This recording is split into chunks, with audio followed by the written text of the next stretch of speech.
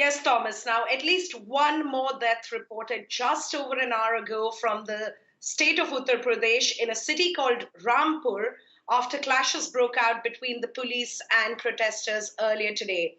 Now, the internet has been shut down in large parts of the state, including in Rampur. So it's becoming really difficult to quickly and accurately verify information. But reports from there suggest that several policemen have been injured too. Now, there are some reports of violence in Kanpur, another city in Uttar Pradesh, where police have resorted to using tear gas shells, and we're still waiting on more information about casualties there.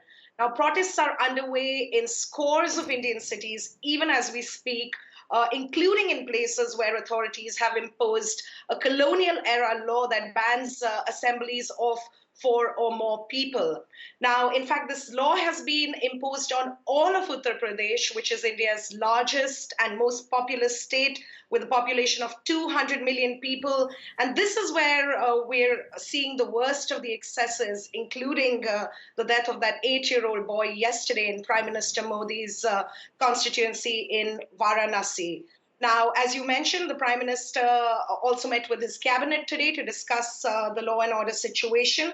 We're still waiting on more information from that meeting.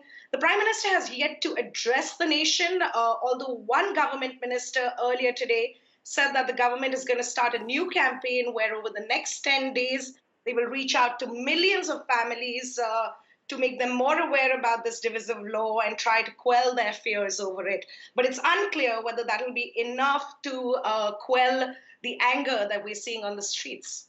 And Mandakini, as you mentioned there, the death toll is mounting after days of protest there. You've been out and about to talk to people. What have they been saying about their concerns?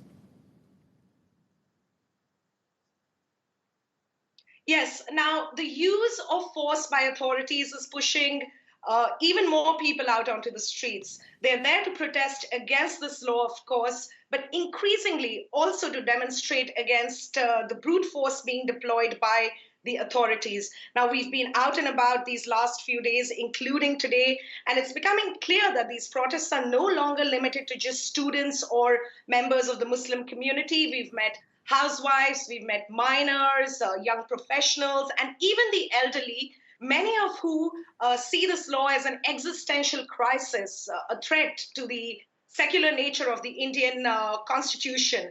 And the fact that the police have used live fire to quell protests in many places is really angering a lot of these protesters because this outcome is rather unheard of in India, where protesting has always been part of the culture, and the authorities have rarely used this kind of force in places outside of Kashmir, the conflict zone of Kashmir and some northeastern states.